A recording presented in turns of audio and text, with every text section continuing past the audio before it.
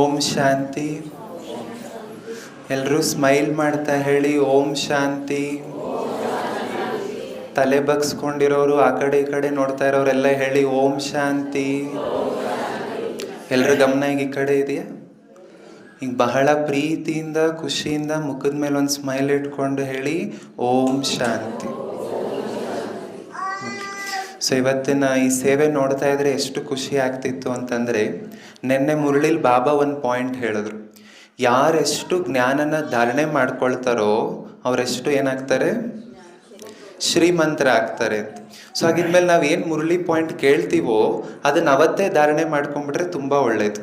So ಇವತ್ತಿನ ಮುರಳಿ ಹೆಡ್ಲೈನಲ್ಲೇ ಇದೆ, ದೃಷ್ಟಿಗೆ ಪಿಚ್ಕಾರಿ ದ್ವಾರ, ದೃಷ್ಟಿಯ ಪಿಚ್ಕಾರಿ ಮೂಲಕ ಶಾಂತಿ, ಸುಖ, ಪ್ರೇಮ ಮತ್ತು ಆನಂದದ ಬಣ್ಣವನ್ನು ಎಲ್ರಿಗೂ ಕೊಡಿ ಅಂತ. ಸೊ ಈಗ ಭಾನುವಾರ ಬಂದರೆ ನಾವೇನು ಮಾಡ್ತಿದ್ವಿ ಅಂತಂದರೆ, ಸಂಜೆ ಸೆಂಟ್ರಿಗೆ ಹೋಗ್ತೀವಿ 1 ಗಂಟೆ, ಸಂಜೆ ಯೋಗದಲ್ಲಿ ಮನಸ್ಸ ಸೇವೆ ಮಾಡ್ತೀವಿ, ಮನಸ್ಸಿನ ಸಂಕಲ್ಪದ ಮೂಲಕ ಕೊಡ್ತೀವಿ ಶಾಂತಿ ಕಿರಣ, ಪ್ರೀತಿ ಕಿರಣ. ಆದರೆ ಬಾಬಾ ಇವತ್ತಿನ ಮುರಳಿಲಿ ಏನು ಹೇಳಿದ್ದಾರೆ? ದೃಷ್ಟಿ ಮೂಲಕ, ದೃಷ್ಟಿ ಮೂಲಕ ಏನು ಮಾಡಬೇಕು? ಶಾಂತಿ, ಸುಖ, ಪ್ರೀತಿ, ಆನಂದವನ್ನು ಕೊಡಿ ಅಂತ. ಆ ಒಂದು ಒಳ್ಳೆ ಅವಕಾಶ ನಮ್ಮೆಲ್ರಿಗೂ ಇವತ್ತಿನ ಶಾಂತಿ ಯಾತ್ರೆಯಲ್ಲಿ ಸಿಕ್ತು. ಯಾಕೆಂದರೆ ನಾವು ದೃಷ್ಟಿ ಮೂಲಕ ಎಲ್ಲರೂ ನೋಡ್ತಾ ಹೋದ್ವಲ್ಲ, ಪಾಂಡುಪುರದಲ್ಲಿರೋ ಪ್ರತಿಯೊಂದು ಆತ್ಮಕ್ಕೂ ದೃಷ್ಟಿಯನ್ನು ಕೊಡುವಂಥ ಸೌಭಾಗ್ಯ ಇವತ್ತಿನ ಮುರಳಿ ಪಾಯಿಂಟ್ನ ಇವತ್ತೇ ಧಾರಣೆ ಮಾಡ್ಕೊಳ್ಳುವಂಥ ವಿಶೇಷ ಭಾಗ್ಯ ತಾವು ಮಹಾನ್ ಪವಿತ್ರ ಆತ್ಮಗಳಿಗೆ ಇವತ್ತು ಸಿಕ್ತು. ಸೊ ಜೈನ್ ಧರ್ಮದಲ್ಲಿ ಒಂದು ಮಾತಿದೆಯಂತೆ, ಜೈನ್ ಮುನಿಗಳಿರ್ತಾರಲ್ಲ, ಸೊ ಅವ್ರು ಯಾವಾಗ ಭೂಮಿ ಮೇಲೆ ನಡ್ಕೊಂಡು ಹೋಗ್ತಾರೋ ಆ ಭೂಮಿ ಖುಷಿ ಪಡುತ್ತಂತೆ. ಇಂಥ ಒಂದು ಪವಿತ್ರ ವ್ಯಕ್ತಿ ನನ್ನ ಮೇಲೆ ನಡೀತಾ ಇದ್ದಾರಲ್ಲ ಅಂತ ಆ ಭೂಮಿ ಅಷ್ಟು ಖುಷಿ ಪಡುತ್ತಂತೆ. ಅಂಥ ಚೈತನ್ಯ ದೇವಿಯರು, ಶಿವಶಕ್ತಿಯರು, ಅದರಲ್ಲಿ ಇವತ್ತು ಬಾಬಾ ಮುರಳಿಲಿ ಟೈಟಲ್ ಕೊಟ್ಟಿದ್ದಾರೆ ಮಹಾನ್ ಪವಿತ್ರ ಆತ್ಮಗಳು.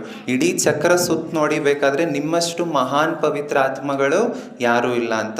ಅಂಥ ಮಹಾನ್ ಪವಿತ್ರ ಆತ್ಮಗಳು ಒಂದೊಂದು ಹೆಜ್ಜೆನೂ ಭೂಮಿ ಮೇಲೆ ಇಡ್ತಾ ಇದ್ರೆ ಭೂಮಿ ಎಷ್ಟು ಖುಷಿ ಪಟ್ಟಿರುತ್ತಲ್ವ. ಇವತ್ತು ಪಾಂಡುಪುರದ ಪ್ರಕೃತಿ ಎಷ್ಟು ಸಹಯೋಗ ಕೊಟ್ಟಿದೆ ಅಂದರೆ, ಮಳೆನೂ ಇಲ್ಲ, ಬಿಸಿಲೂ ಇಲ್ಲ, ವಾತಾವರಣ ಅಷ್ಟು ಸುಂದರವಾಗಿತ್ತು.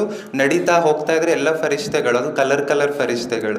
ಸೊ ಎಲ್ಲ ಕಲರ್ ಫರಿಷ್ಠೆಗಳು ಇಡೀ ಪಾಂಡುಪುರನ ಪರಿಕ್ರಮಣ ಹಾಕಿ 4 ಕಡೆ, ಕೆಲವರು ವಾಚಾ ಸೇವೆ ಮಾಡ್ತಾ ಇದ್ರು, ಕೆಲವರು ಕರ್ಮಣ ಸೇವೆ ಮಾಡ್ತಾ ಇದ್ರು.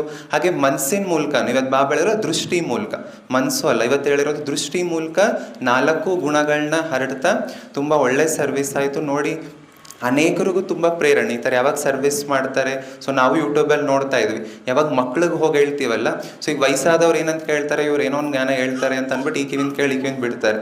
ಆದರೆ ಏನಿದು ಒಂದು ವಿಶೇಷ ಗುರಿ ಇಟ್ಕೊಂಡು ಮಕ್ಳುಗಳಿಗೆ ಹೋಗಿ ಸರ್ವಿಸ್ ಮಾಡಿದಾರಲ್ಲ, ಸೊ ಅದು ಅವ್ರ ಮೈಂಡ್ನ ಶೇಪಿಂಗ್ ಮಾಡೋದಕ್ಕೆ. ಸೊ ಭವಿಷ್ಯಕ್ಕೆ ಈಗ ಬಾಬಾ ನಮ್ಮ ಬುದ್ಧಿಯನ್ನು ಶೇಪಿಂಗ್ ಮಾಡ್ತಾ ಇಲ್ಲ, ಮಾಡೆಲಿಂಗ್ ಮಾಡ್ತಾ ಇದ್ದಾರಲ್ಲ, ಆ ರೀತಿ ಮಕ್ಕಳುಗಳಿಗೆ ಎಲ್ಲ ಕಡೆನೂ ತುಂಬ ಚೆನ್ನಾಗಿ ಸರ್ವಿಸ್ ಮಾಡಿದ್ದಾರೆ. ಮತ್ತು ತಾವೆಲ್ಲರೂ ಕೂಡ ಇಂಥ ಒಂದು ಶ್ರೇಷ್ಠ ಸೇವೆಗೆ ಭಾಗಿಯಾಗಿರೋದಕ್ಕೆ ತಮ್ಮೆಲ್ಲರಿಗೂ ಕೂಡ ಅಭಿನಂದನೆಗಳು. ಓಂ ಶಾಂತಿ.